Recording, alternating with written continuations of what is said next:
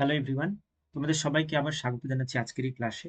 তো আমি তোমাদের জন্য আজকে নিয়ে এসেছি দ্য নানপ্রিস টেলের লাইন বাই লাইন অ্যানালাইসিস।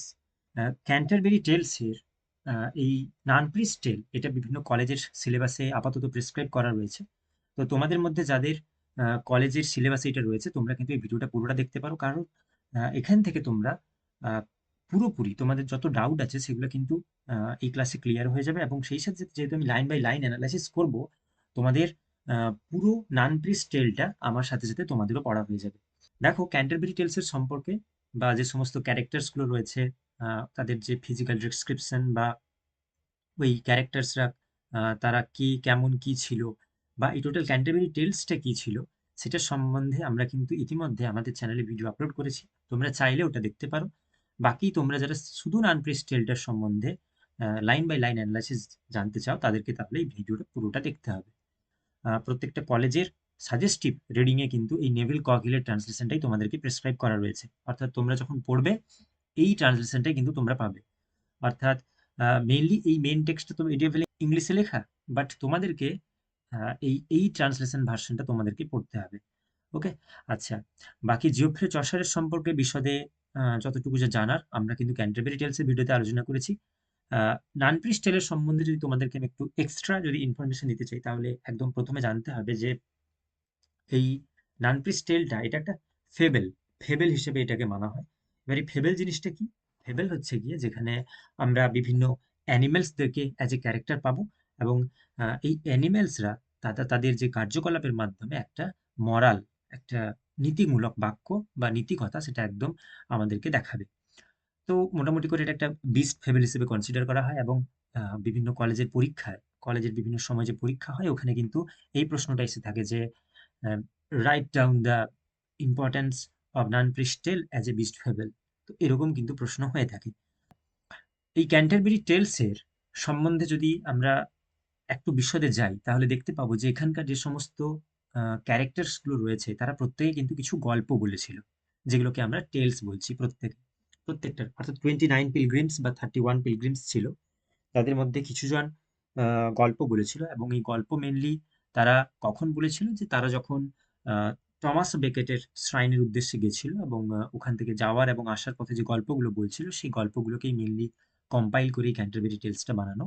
একই রকম ভাবে এই নান এই নানের যে প্রিস্ট ছিল, সে যে গল্পটা বলেছিল সেই গল্পটাকেই মেনলি এখানে নান প্রিস্ট টেল হিসেবে কনসিডার করা হচ্ছে। ওকে, আচ্ছা।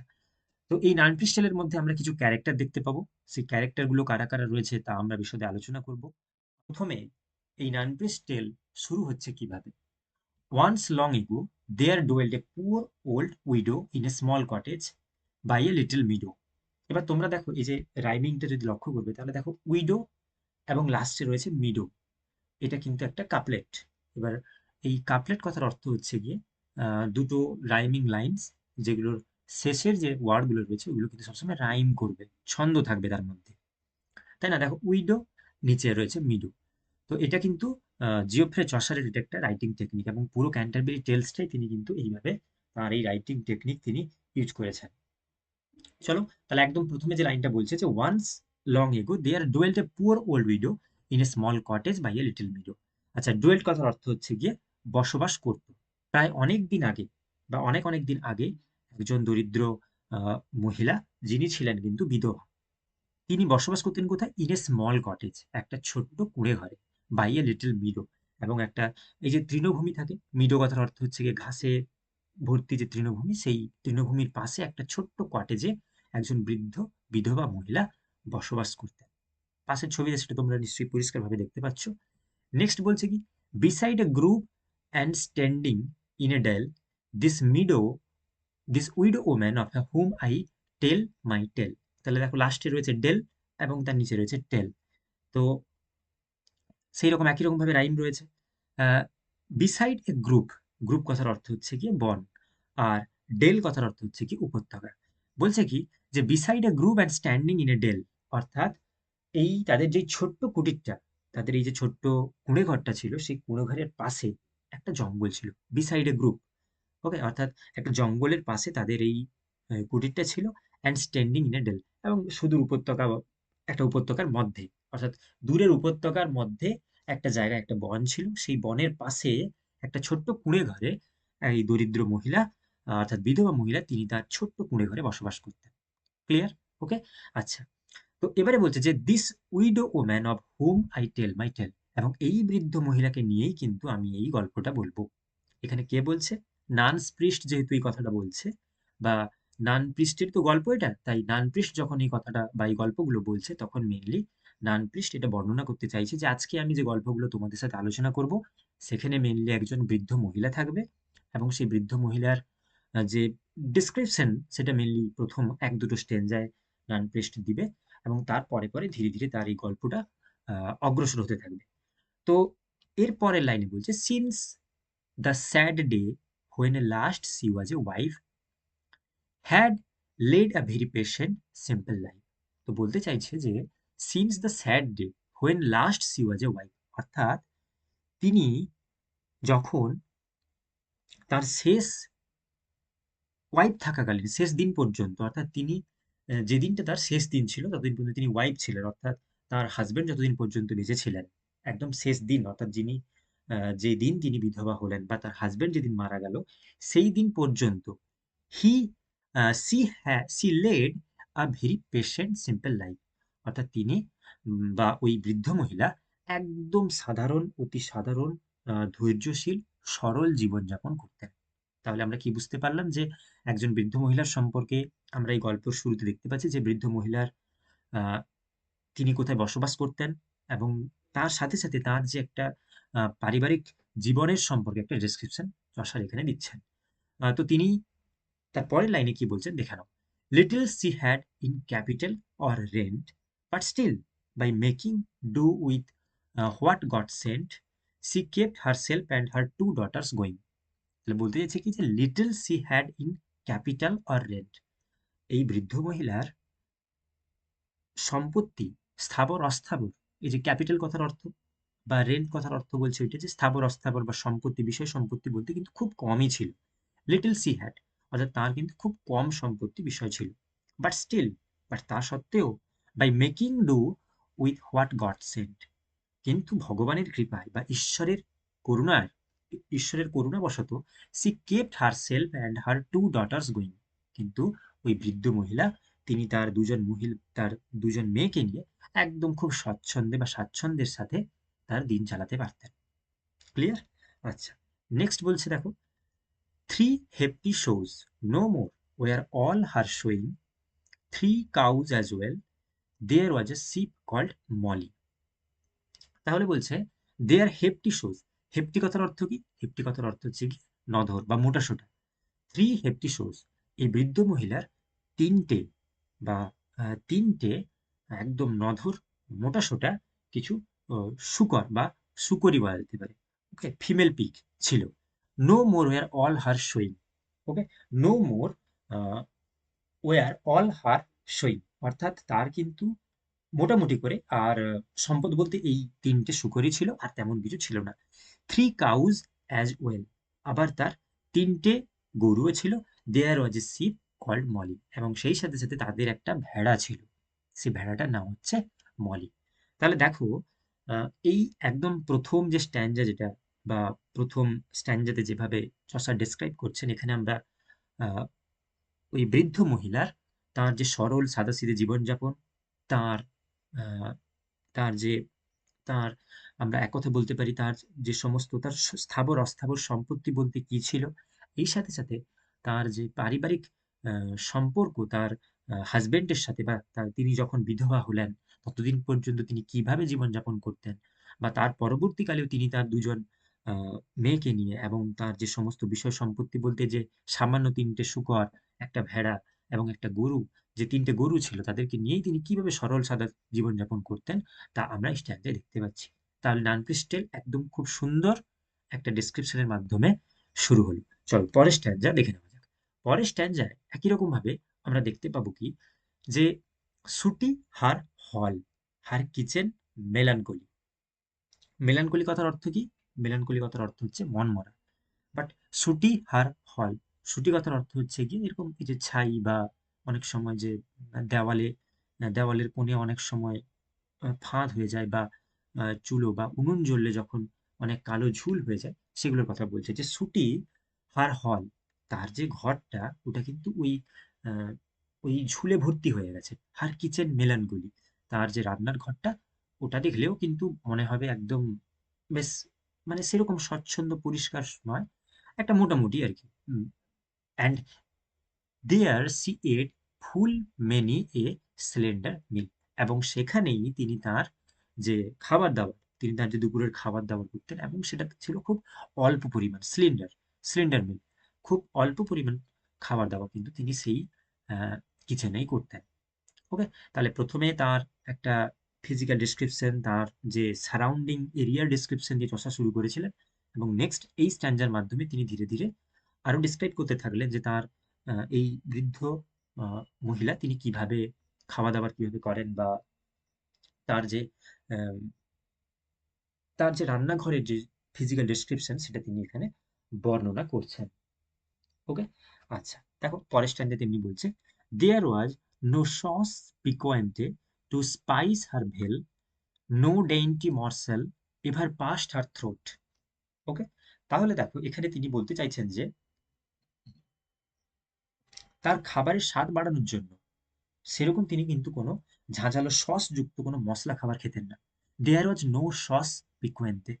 ওকে, টু স্পাইস আর ভেল, অর্থাৎ তিনি যে খাবার দাবার খেতেন সেটাকে, দেখো আমরা অনেক সময় খাবারে স্পাইসি করার জন্য সস দিই, তাই না? চিলি সস, সোয়া সস, এরকম বিভিন্ন সস দিই। তো দিলে কি হয়, খাবারটা অনেকটা স্পাইসি হয়। বাট এই ধরনের কোনো স্পাইসি খাবার ওই বৃদ্ধ মহিলা ইউজ করতেন না। No dainty morsel ever passed হার থ্রুট, এমনকি কোনো সুস্বাদু বা বিলাসী খাদ্য তিনি কখনো তার মুখে তিনি তোলেননি।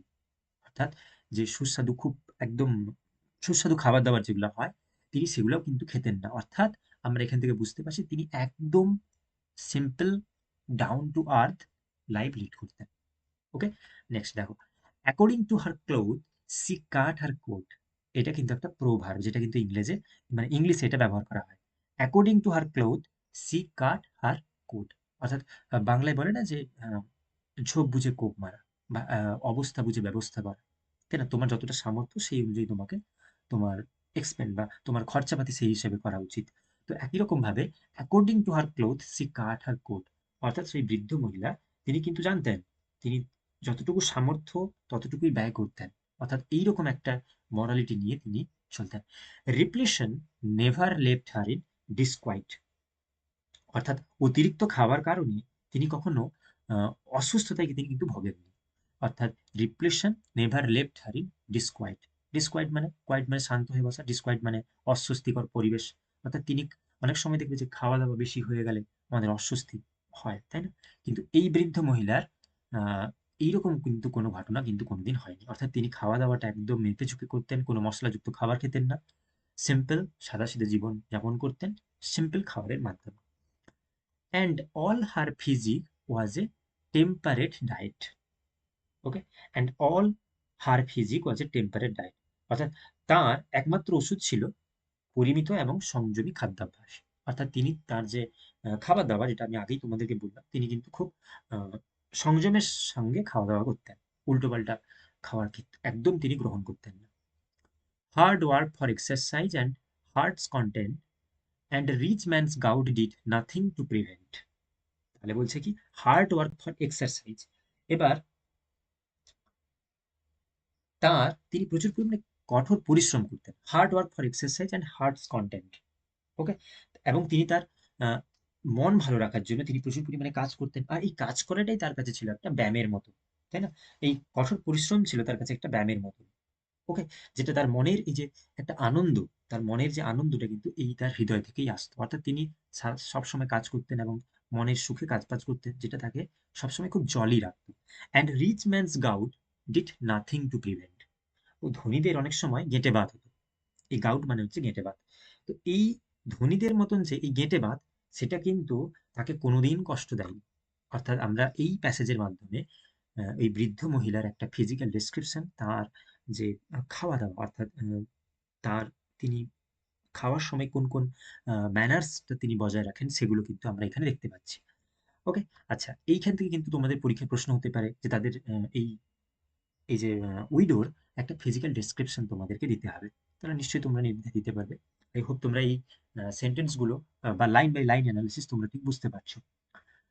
হার dancing apoplexy struck her not, she drank no wine nor white nor red and hot. কি বলছে? Her dancing apoplexy struck her not. তাহলে বলছে কি তিনি সবসময় স্বচ্ছন্দে চলাফেরা করতেন।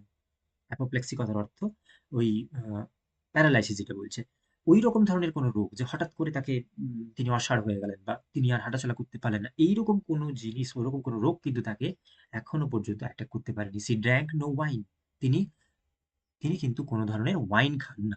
নর white nor red hat goat, সাধারণত রেড রেড রেড ওয়াইন হয় বা এই ধরনের কিন্তু খাবার, ওকে, তিনি কিন্তু কখনো কখনো তিনি ওইরকম খাবার খান না। অর্থাৎ তার খাবার টেবিলে আমরা কখনোই লাল, সাদা এই ধরনের কোনো ওয়াইন আমরা কিন্তু দেখতে পাবো না।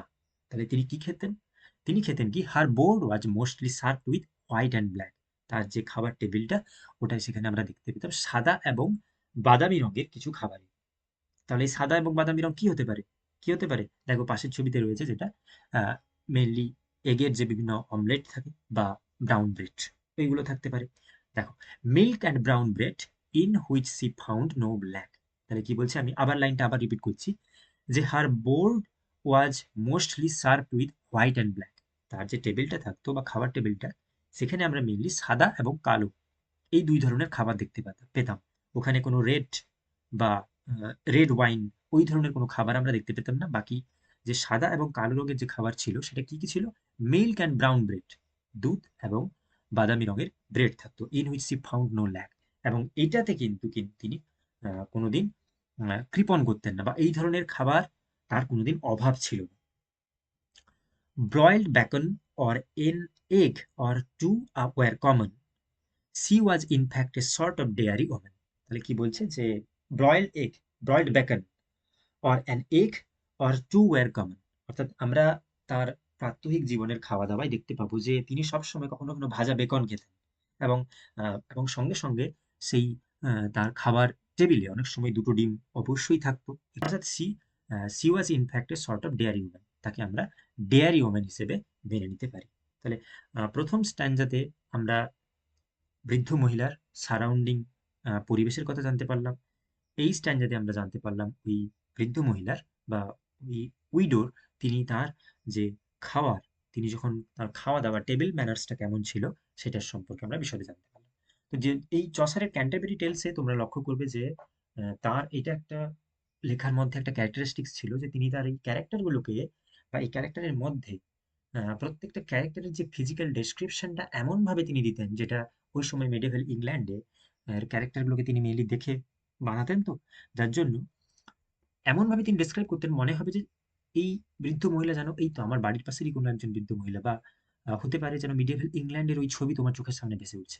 ওকে, এই ওল্ড ম্যানার্সের ছবি, বা আমরা যদি বলি ওই খামার বাড়ি, ওই ম্যানর ফার্মসের ছবি যেন তোমার চোখের সামনে ভেসে উঠছে, তাই না? তো খুব সুন্দর একটা পিকারেস্ক পিকচার দিয়ে মেনলি ছবি এই নান ক্রিস্টেলটা স্টার্ট হচ্ছে। ওকে, দেখো পরের স্ট্যান্ডে কি বলছে দেখা যাক। এবারে আমরা এতক্ষণ পর্যন্ত এই বৃদ্ধ মহিলার সম্পর্কে জানলাম, এবারে আমরা একদম ঝাঁপ দিয়ে দিব বা একদম ডিপ ডাইভ করব কোথায়? আমাদের এই নান ক্রিস্টেলের একদম ইন্টারেস্টিং পোর্শনে। She had a yard that was enclosed about by a stockade and a dry ditch without. Okay, দেখো 3 নম্বর স্ট্যান্ডা কি হচ্ছে, কিভাবে স্টার্ট হচ্ছে। 3 নম্বর স্ট্যান্ডায় বলছে যে she had a yard, she বলতে এখানে ওই বৃদ্ধ মহিলার কথা বলা হয়েছে। She had a yard that was enclosed about by a stockade. Stockade কথার অর্থ কি? স্টক হেড কথার অর্থ হচ্ছে গিয়ে কাঠের বেড়া। And a dry ditch, ditch মানে কথা, ডিচ কথার অর্থ কি? নর্দমা, ড্রাই ডিচ শুকনো নর্দমা উইথাউট। তো বলছে কি, she had a yard that was enclosed about by a stockade. পাশের ছবিতে তোমরা দেখো যে এই যে কুটিরটা রয়েছে, কুটিরের পাশে বা ওই ছোট্ট ঘরটার পাশে যে এরিয়াটা, ওই এরিয়াটা কাঠের বেড়া দিয়ে ঘেরা রয়েছে। তাহলে বলছে কি যে তার বাড়ির সঙ্গে একটা বেড়া ঘেরা উঠোন ছিল। She had a yard that was enclosed about by a stockade, অর্থাৎ কাঠের বেড়া দিয়ে তাদের যে উঠোনটা ঘেরা ছিল। And a dry ditch without, এবং সেই সাথে সাথে সেখানে বাইরে একটা শুকনো ডিচও ছিল, অর্থাৎ শুকনো একটা আহ, একটা শুকনো পুকুর ডোবার মতনও ছিল। ওকে, আচ্ছা, next, in which she kept a cock called Chanticleer. একদম আমাদের এই নানপ্রিস্ট টেলের যে মেন ক্যারেক্টার চন্টিক্লেয়ারকে আমরা ওখানে দেখতে পাচ্ছি। কি বলছে যে ইন হুইচ সি কেপ্ট, এবং এই যে জায়গাটার মধ্যে, অর্থাৎ এই বেড়া ঘেরা জায়গাটার মধ্যেই এখানে কাকে রাখা ছিল? দ্য কক কল্ড চন্টিক্লিয়ার, এই যে মোরগ চন্টিক্লিয়ারকে। চন্টিক্লিয়ার হচ্ছে এখানকার মেইন প্রোটাগনিস্ট বা main male cock. Okay, done. Next, in all the land for crowing he'd no peer. দেখো রাইমিং রয়েছে, চন্টিক্লিয়ার লাস্টে no peer. In which she kept a cock called Chanticleer, in all the land for crowing he had no peer. অর্থাৎ ওই সমগ্র অঞ্চলের মধ্যে, in all the land অর্থাৎ সেই চারপাশের অঞ্চলের মধ্যে, for crowing he had no peer, এর মতো চন্টিক্লিয়ারের মতো সুন্দর ডাকতে পারে আর কেউ নেই। অর্থাৎ চন্টিক্লিয়ার এতটাই সুন্দর ডাকতে পারে যে তার সমকক্ষ সেখানে আর কেউ ছিল না, পুরো ওই ওই বৃদ্ধ মহিলার আশেপাশে ওই ওই জায়গার মধ্যে। ওকে, কত সুন্দর একটা ডেসক্রিপশন, তাই না? Next, his voice was jollier than the organ blowing, in church on Sunday he was great at crowing. তাহলে কি বলছে? হিজ ভয়েস ওয়াজ জলিয়ার, তো তার যে কণ্ঠস্বর, চন্টিক্লিয়ার যে গলার কণ্ঠস্বর, এটা একদম জলি ছিল, অর্থাৎ সুমধুর। এবার মুরগির বা মোরগের ডাক কিভাবে হয় বুঝতেই পেরেছো, সেই হিসেবেই বলছে যে his voice was jollier than the organ blowing in church on Sunday. প্রতি সানডেতে বা প্রতি রবিবার চার্চে বিভিন্ন চার্চের বিভিন্ন কয়ার্স হয়, অর্থাৎ বিভিন্ন চার্চের বিভিন্ন চার্চে দেখবে সানডেতে বিভিন্ন ধরনের প্রেয়ার হয়, সেখানে সবাই একসাথে একসাথে একসাথে চলে আসে এবং একসাথে প্রে করে। ওকে, তো সেখানে বিভিন্ন ধরনের অর্গান প্লে করা হয়। তো এখানে বলছে যে his voice was jollier than the organ blowing in church on Sunday. তো রবিবার মেনলি যে চার্চে যে অর্গানগুলো বাজানো হয় তার থেকেও সুন্দর, সেখানে চার্চের মিউজিক খুব সুন্দর বাজানো হয়, বাট তার থেকেও সুন্দর মনোময়, ওকে, তার থেকেও সুমধুর গান কণ্ঠ এই জন্টি ক্লিয়ারের। He was great at crowing, তো তার এই ডাকায়, তার এই ডাকের সে একদম সর্বোচ্চ শিখরে ছিল, অর্থাৎ তার মতন কণ্ঠস্বর কারো ছিল না, কেউ এত সুন্দর এত ভালোভাবে কেউ ডাকতে পারত না। Far far more regular than any clock or abbey bell the crowing of the cock. তাহলে এই লাইনের মাধ্যমে কি বলছে? Far far more regular than any cock. তো মেইনলি ব্যাপারটা হয় কি, যখন তোমরা লক্ষ্য করবে যে এই মোরগ ঠিক ভোরবেলা ডাকে, তাই না? যখন ভোরের অ্যালার্ম আমরা হিসেবে বলতে পারি কিন্তু এই মোরগ, তাই না? দেখবে সকালবেলা আমাদের ঘরের পাশাপাশি যে মোরগগুলো থাকে ওরা কিন্তু ডাকা শুরু করে দেয়। তো এবার ওদের কাছে তো কোনো ঘড়ি থাকে না। তো এইখানেই চসার একটা একটা একটা পয়েন্ট অফ ভিউ এখানে অ্যাড করেছেন, বলছেন যে far far more regular than any clock or abbey bell the crowing of the cock. অর্থাৎ সে অন্যান্য ঘড়ির থেকেও সে অন্যান্য ঘড়ির থেকেও এতটাই নিয়মিত ছিল যে, এমনটা অনেক সময় কি হয় যে দেখবে আহ, ইংল্যান্ডে বা ওই ইংল্যান্ডে যে সমস্ত অ্যাবিগুলো রয়েছে, অ্যাবি বলতে মঠ, ওই সমস্ত মঠে বিভিন্ন সময়ে ওখান থেকে বেল রিং করা হয়, অর্থাৎ বিভিন্ন টাইম বিভিন্ন সময় অন্তর বেল রিং করা হয়, যেটা থেকে আগেকার দিনে মেনলি মিডিয়েভেল ইংল্যান্ডে বা যখন ইংল্যান্ডে তখনও ঘড়ি আবিষ্কার হয়নি ওই সময়, ওই চার্চের যে শব্দ বা মঠের বা অ্যাবির শব্দ থেকে মানুষ বুঝতে পারতো what is the time right now, এই সময় বা এখন সময়টা কি বা কত বেজেছে, তাই না? তো এখানে চন্টিক্লিয়ার ওই ক্লকের থেকে বা ঘড়ির থেকেও এতটাই নিয়মিত ছিল, যেটা এখানে বলছে কি far far more regular than any clock, একটা ঘড়ির থেকেও বেশি নিয়মিত ছিল, পাংচুয়াল ছিল এই Chanticleer. Or abbey bell the crowing of the cock, এই অ্যাবি বেলের, অ্যাবি অর্থাৎ মঠের যে ঘন্টার ধ্বনি, তার সেটাও হয়তো দেরিতে কোনো কোনো সময় বাজতো বা অনেক সময় বাজতো না, ভুল বাজতো, কিন্তু চন্টিক্লিয়ার ও ঠিক সময়ে ডাক দিত এবং ওই ডাক থেকে শুনে, ওই ডাক শুনে আহ, সবাই বুঝতে পেরে যেত যে কটা টাইম হয়েছে। তো এখানে চসার একটু বেশি হাইপারিস্টিক ওয়েতে তিনি দেখাতে চাইছেন, বাট খুব সুন্দর এটা একটা স্টোরিটা এইভাবে বলতে চাইছেন যে দেখো চন্টিক্লিয়ার বলে একজন একটা মোড়ক রয়েছে ওই বৃদ্ধার, ওই বৃদ্ধার যে কিনা খুব সুন্দর তার গলার কণ্ঠস্বর, এবং সে এতটাই পাংচুয়াল যে বিভিন্ন অ্যাবির যে চার্চ বেল রয়েছে সে তার থেকেও সময়ে ক্রো বা সে কিন্তু কক করতে মানে সে ডাকতে পারে। ওকে, খুব ইন্টারেস্টিং ফিজিক্যাল ডিসক্রিপশন দেওয়া রয়েছে। The equinoctial wheel and its position at each accent he knew by intuition. অর্থাৎ সে কি বলছে যে the equinoctial wheel and its position. দেখো আমি পাশে তোমাদের একটা আমি ছবি দেখাচ্ছি, দেখো তোমরা দেখতে পাবে এটা। এটা হচ্ছে কি যে এটা হচ্ছে কি সূর্যের অবস্থান এবং ঋতু পরিবর্তনের গতিপথ। এটা আগেকার দিনে মেডিয়েভাল ইংল্যান্ডে এইরকম ধরনের কম্পাস বা ম্যাপ, ইকুইনটিক্যাল হুইল ব্যবহার করা হতো। ওকে, ঠিক কম্পাসের মতো, যে কখন কোন ধরনের ঋতু চলছে সেটা কিন্তু ওইখান থেকে দেখে বোঝা যেত। ওকে, আর দেখো আমরা সূর্যের বিভিন্ন অবস্থান দেখে বিভিন্ন ঋতুর বুঝতে পারি যে যখন গরম থাকে তখন সূর্য আমাদের একদম খুব উপরে থাকে, যখন শীত পড়ে যায় বা উইন্টার সিজনে মেনলি সূর্য অনেকটা আমাদের থেকে দূরে চলে যায়, বা যে মেনলি ধরো সূর্যের অবস্থান অনুযায়ী আমাদের তো বিভিন্ন সিজনাল চেঞ্জ হয়, সেটা তখনকার দিনে এই ইকুইনটিক্যাল হুইলের মাধ্যমে এবং তার পজিশন দেখে মেনলি গুলো বোঝা যেত। সবচেয়ে মজার বিষয় হচ্ছে at each extent he knew by intuition. এই যে কখন সময় পরিবর্তন হচ্ছে বা সময় পরিবর্তনের এই সমস্ত বৈজ্ঞানিক জিনিসগুলো, এগুলো এই চন্টিক্লিয়ার ইনটিউশন মানে তার মধ্যে একদম আহ, সে প্রথম থেকেই পড়েছিল, অর্থাৎ তার মধ্যে ইনবর্ন ইনবিল্ড ছিল এইসব ঘটনাগুলো, সে আগে থেকে বুঝতে পারতো কখন কি হবে, সময় রিলেটেড এই সমস্ত আহ, জিনিসগুলো সে কিন্তু স্বাভাবিকভাবেই তার স্বাভাবিক প্রবৃত্তি দিয়েই সে কিন্তু বুঝে নিতে পারত। Done? Clear? I hope you all understand it. At every hour, 15 degrees of movement, অর্থাৎ প্রতি ঘন্টায় যখন 15 মিনিট করে অগ্রসর হতো, 15 ডিগ্রি করে প্রতি ঘন্টায় যখন 15 ডিগ্রি করে এটা অগ্রসর হতো, অর্থাৎ এই ইকুইনটিক্যাল হুইলটা, ওকে, যখন 15 ডিগ্রি করে অগ্রসর হতো, he crowed so well there could be no improvement. Okay, এই যে দেখো ঘড়িতে বা ইকুইনটিক্যাল হুইল যেটা রয়েছে আমি বলছি, সেটাতে তো সময় পরিবর্তন হচ্ছে, সেটাতে তার স্বাভাবিকভাবে পরিবর্তন হচ্ছে যে 15 ডিগ্রি 1 ঘন্টা পরে 15 ডিগ্রি সরে গেল, আবার 1 ঘন্টা পরে 15 ডিগ্রি সরে গেল।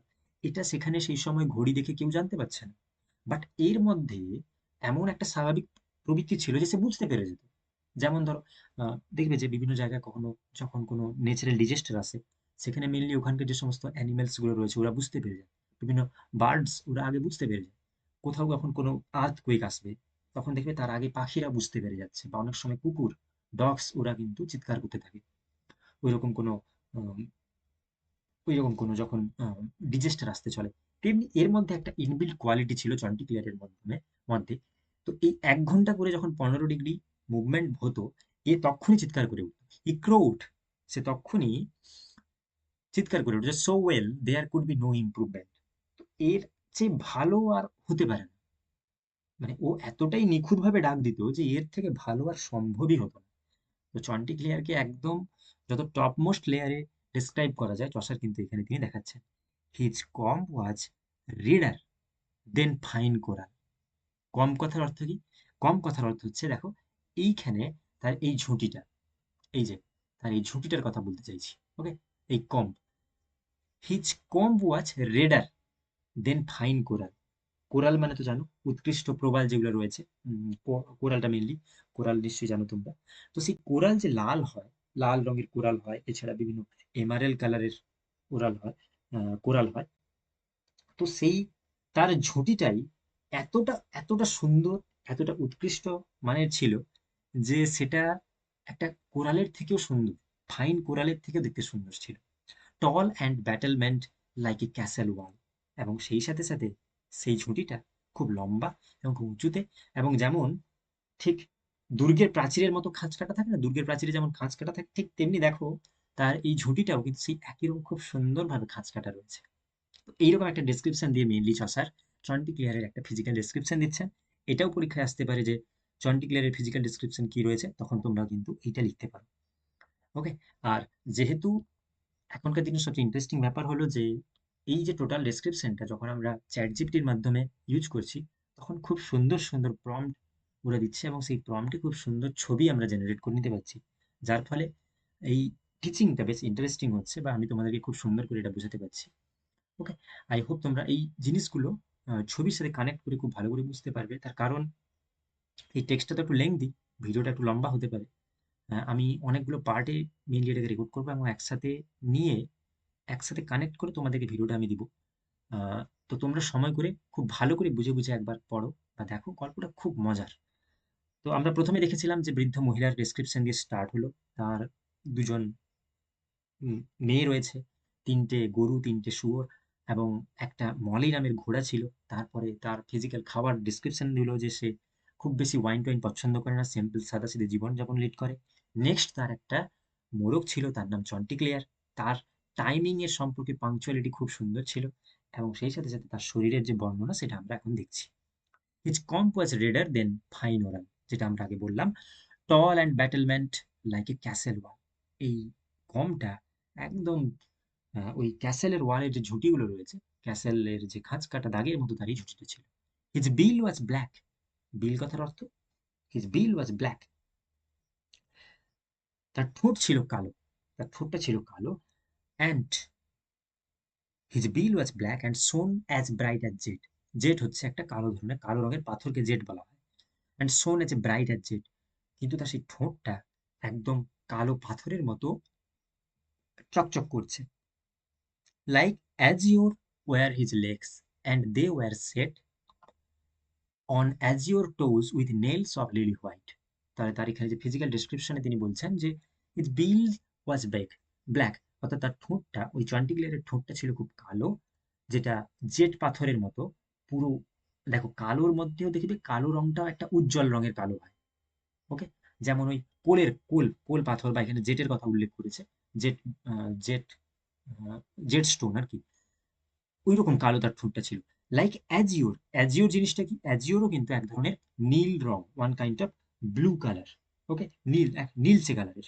Like azure were his legs, তার পা গুলোতেও কিন্তু একটা তার পা গুলোতে একটা নীলচে রঙের একটা একটা তার নীলচে কালারের একটা তার একটা আভা ছিল।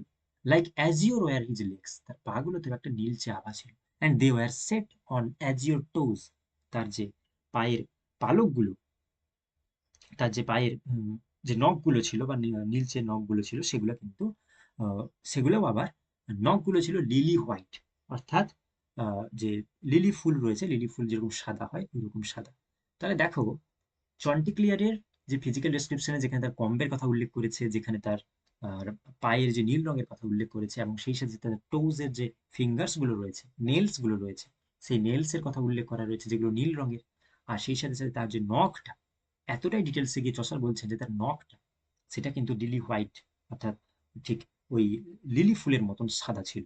তো একটা খুব সুন্দর ডিসক্রিপশন দেওয়া রয়েছে। নেক্সট দেখো, লাইক বার্নিশড গোল্ড হিজ ফেদার্স। এবারে তার যে ফেদার্স, অর্থাৎ তার যে গায়ের পালকটা, সেটাও ছিল কেমন যেন পালিশ করা আহ, সোনালী রঙের, তাই না? দেখো পাশেই যে ছবিটা দেওয়া রয়েছে একদম পারফেক্ট পিকচার যেটা তুলেছে মেনলি এখানে। ফ্লেমিং ব্রাইট, এবং যেটা দেখেই মনে হচ্ছে, এবং উজ্জ্বল, সোনার একদম, সোনা যেরকম উজ্জ্বল দীপ্তিময় হয়, ঠিক তেমনি তার এই চন্টিক্লিয়ারের গায়ের এই পালকটাও কিন্তু বেশ ওই রকম ছিল। তার একটা ফিজিক্যাল ডেসক্রিপশন এবং সেই সাথে সাথে তার যে আহ, নিজস্ব যে ইনবিল্ট ক্ষমতা যেটা ছিল সেগুলো কিন্তু এই এই প্যাসেজের মাধ্যমে চসার দেখা গেছে। ওকে ওকে, নেক্সট নেক্সট প্যাসেজে দেখো, এবারে বলেছে যে this gentle cock was master in some measure. This gentle cock was master in some measure of seven hens, all there to do his pleasure. Okay, এই চন্টিক্লিয়ারের তার 7টা মুরগি ছিল, 7টা মুরগি ছিল, এবং এই 7টা মুরগিকে নিয়ে তার একটা কিংডম, বা বলা যেতে পারে সে এই 7জন মুরগির মাস্টার বা সে প্রভু ছিল, তাই না? দেখো পাশে যে ছবিটা দেওয়া রয়েছে যেখানে আমরা দেখতে পাচ্ছি চন্টিক্লিয়ার মাঝখানে দাঁড়িয়ে রয়েছে এবং তার ওয়াইফস, তারা সকলে, তার 7জন ওয়াইফস তারা সেখানে রয়েছে। হ্যাঁ, এবার তারা সকলে কিন্তু সবসময় তাকে খুশি রাখার চেষ্টা করতো, যাতে চন্টিক্লেয়ারের কখনো রাগ না হয়, বা they were his sisters and his paramours. ওকে, তারা ছিল একদিকে তার সঙ্গিনী। এই প্যারামোর কথার অর্থ হচ্ছে কি কিন্তু প্রেমিকা বা সঙ্গিনী বলা যেতে পারে। They were his sisters and his paramours, coloured like him in all particulars, এবং প্রত্যেকের চেহারা বা রং বা চেহারা তারা কিন্তু সকলেই তার মতনই ছিল, ওই চন্টিক্লিয়ারের গায়ের মতনই তাদের প্রত্যেকের গায়ের রং ছিল। ওকে, আচ্ছা, she with the loveliest dyes upon her throat was known as gracious lady Pertelote. দেখো একদম আমরা এবারে নেক্সট ক্যারেক্টারকে এখানে আমরা পাচ্ছি, যিনি হচ্ছেন লেডি পার্টিলট। খুব ভালো করে এই লাইনটা লক্ষ্য করো। She with the loveliest dyes upon her throat was known as gracious lady Pertelote. বলছে কি যে তাদের মধ্যে একটা মুরগি ছিল, loveliest dyes upon her throat was known as gracious lady Pertelote. দেখো, আপনার থ্রোট যেটা তার এই যে যে একটা মুরগির কথা বলা রয়েছে, যার নাম হচ্ছে পার্টিলট।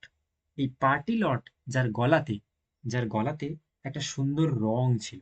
তো এখানে মোটামুটি তার সাতটে তার সেভেন হেন্স তার রয়েছে, এবং সেই সেভেন হেন্সের মধ্যে একজনকে সে বেশি পছন্দ করত। তার নাম হচ্ছে লেডি পার্টিলট। চন্টিক্লেয়ার, তার যে ওয়াইফ হেন, তার নাম হচ্ছে লেডি পার্টিলট। তো তাকে সে সবচেয়ে বেশি ভালোবাসতো, বা তাকে সবচেয়ে বেশি পছন্দ করত। ওকে, আচ্ছা। Courteous she was discreet and debonair. Courteous she was, সে ছিল কিন্তু খুব ভদ্র। আচ্ছা, ডিসক্রিট বলতে সে কিন্তু বিচক্ষণ, এবং সেই সাথে সাথে মার্জিত স্বভাবের। তাহলে কার কথা এখানে বলা হচ্ছে? এটা বলা হচ্ছে পার্টিলটের কথা। তো এই পার্টিলট বলে যে মুরগিটা ছিল, বা যে পার্টিলট বলে যে হেনটা ছিল, সে কিন্তু খুব খুব খুব মানে একদম ভদ্র, বিচক্ষণ এবং মার্জিত স্বভাবের। ডিসক্রিট বলতে তার মধ্যে একটা, সে সবসময় খুব দেখবে পরে আমরা দেখতে পাবো যে বিভিন্ন যে বিচার বিবেচনাগুলো ও করছে খুব সুদূর প্রসারী, এবং খুব চিন্তার সাথে লজিক্যাল থিঙ্কিং করছে। ওকে, সেটা কিন্তু তার এই চরিত্রে আমরা পরে দেখতে পাবো। Companionable too, and took such care in her deportment since she was 7 days old, she held the heart of Chanticleer's controlled. তাহলে কি বলছে যে companionable to and took such care, এই চন্টিক্লিয়ার বলছি, এই পার্টিলট, লেডি পার্টিলট, যে সবসময় এই চন্টিক্লিয়ারের সঙ্গে সঙ্গে থাকতো এবং তার খুব কেয়ার করতো। ওকে, সব দিক থেকে তার খুব কেয়ার করতো। এবং সবচেয়ে গুরুত্বপূর্ণ ব্যাপার হলো, since she was 7 days old, যবে থেকে এই পার্টিলটের বয়স যবে থেকে 7 দিনের হয়েছিল, 7 দিন বয়স হয়েছিল তার, she held her heart of Chanticleer control, এবং সেই থেকেই তিনি চন্টিক্লিয়ারের হৃদয়ে, অর্থাৎ এই লেডি পার্টিলট তবে থেকেই চন্টিক্লিয়ারের হৃদয়ে একটা আলাদা স্থান করে নিয়েছেন। অর্থাৎ যখন এই পার্টিলট জন্মেছিল, তার 7 দিনের পর বা 7 দিনের মাথায়, তখন থেকেই 7 দিন বয়স থেকেই পার্টিলট চন্টিক্লিয়ারের প্রেমে পড়ে গেছে। ওকে, অর্থাৎ চন্টিক্লিয়ার তাকে খুব ভালোবেসে ফেলেছে। ওকে, তাহলে দেখো, ওই একটা ফার্মের মধ্যে এরকম একটা ঘটনা ঘটছে। তো সেটাকে এখানে চষার তিনি কিন্তু ডিসক্রাইব করছেন। Locked up securely in her every limb, oh what happiness his love with him. তো এখানে মেনলি আমরা দেখতে পাচ্ছি যে চন্টিক্লিয়ার এবং পাটিলটির তাদের যে প্রেমের যে বন্ডিংটা, কেমিক্যাল রিলেশনশিপটা এখানে দেখাতে চাইছে যে, oh what happiness his love to him, অর্থাৎ আহা, তার কাছে এই প্রেমটা কত আনন্দের না ছিল, তাই না? স্বাভাবিকভাবে যেটা আমরা বুঝতে পারছি, oh what happiness his love to him, তাদের কাছে এই প্রেমটা কতই না আনন্দের ছিল। And such a joy it was to hear them sing. আরো সবচেয়ে মজার হলো, তারা যখন সকলে একসাথে গান গাইতো, and such a joy it was to hear them sing, সবচেয়ে বেশি আরো মজার লাগতো যখন তারা তাদের একসঙ্গে গান গাওয়াটা বেশ আনন্দজনক ব্যাপার ছিল। অর্থাৎ চন্টিক্লিয়ার মাঝখানে দাঁড়িয়ে থাকতো, বাকি পার্টিলট এবং তার সাথে বাকি যে হেনগুলো ছিল, তারা সবাই একসাথে গান ধরতো, অর্থাৎ একসাথে তারা গাইতো। তো সেটা ছিল আরো মজার দৃশ্য, খুব joyful scene. As when the glorious sun began to spring. এবার এটা কখন হতো? মেনলি যখন সূর্য উঠতো, সূর্য ওঠার সময় সকালবেলা। দেখবে সকালবেলায় মেনলি ভোরবেলায় আহ, এই মোরগরা ডাকে সবসময়, তাই না? As when the glorious sun began to spring, in sweet accord my love is far from land, for in those far off days I understand all birds and animals could speak and sing. আচ্ছা, আমি এটার মধ্যে আমি just একটু তোমাদেরকে ভালো করে বলে দিই যে এখানে এই লাইনের মাধ্যমে যশোর বলতে চাইছেন যে তারা এতটাই ভালো গান গাইতে পারতো। In sweet accord my love is far from land, for in those far off days I understand all birds and animals could speak and sing. অর্থাৎ দাদা, আমরা জানতে পারবো পরে যে এই সমস্ত পশু পাখিগুলো পরে মানুষের মতো কথা বলতে এবং গান গাইতে পারছে। তো এখানে চসার বলতে চাইছেন যে সকালবেলা তারা এমন গান করতো যে গানটা করতো সেটাকে শুনলে মনে হবে যে যেন একদম হিউম্যান, মানুষ যেমন গান করে ঠিক তেমনি। এবং সেই যে গান করছে এই অ্যানিম্যালস, বার্ডস এরাও কথা বলতে পারে কিভাবে সেটা আমরা পরে দেখব। আর এখানেই তো মেইনলি স্পেশালিটিটা লুকিয়ে রয়েছে যে বিস্ট ফেবল কিভাবে হচ্ছে। ওকে?